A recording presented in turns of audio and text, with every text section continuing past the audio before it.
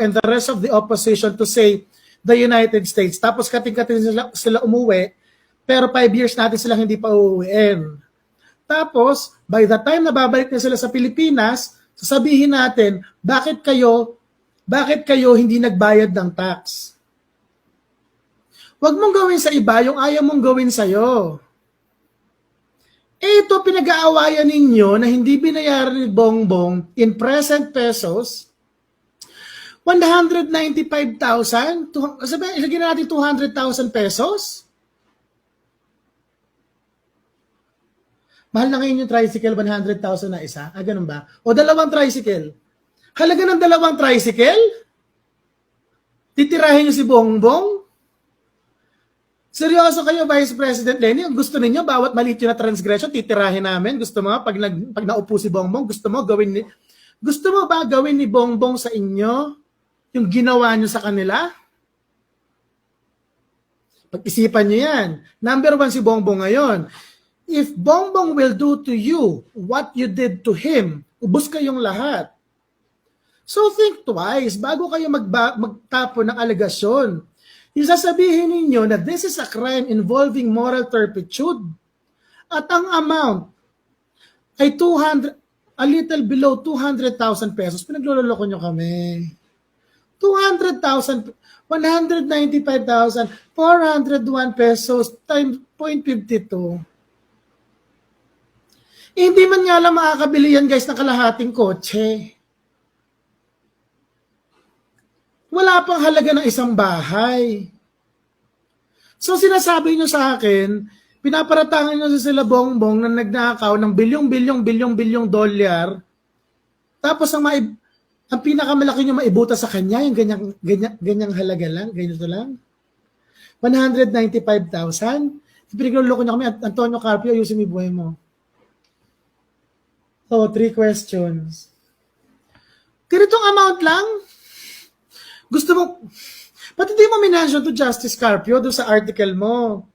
Nang tax evasion pala niya, halagang 195,000 in present pesos. More or less. Actually, kahit gawin niya pa pong kalahating milyong piso yan, tatawanan lang kayo ng taong bayan.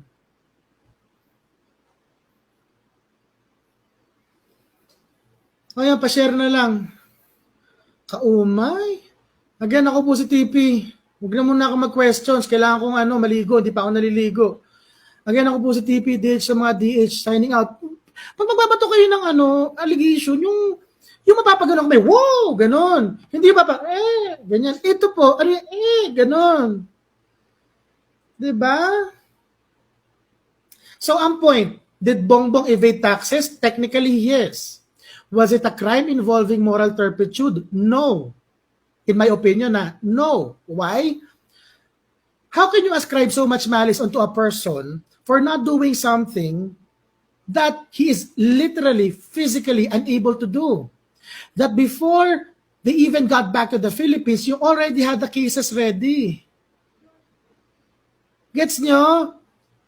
Sa palagay ninyo, napakawalang hiyang tao mo, yung makapag-miss ka na 1-2 taon na income tax, pwede mo namang isettle yun eh.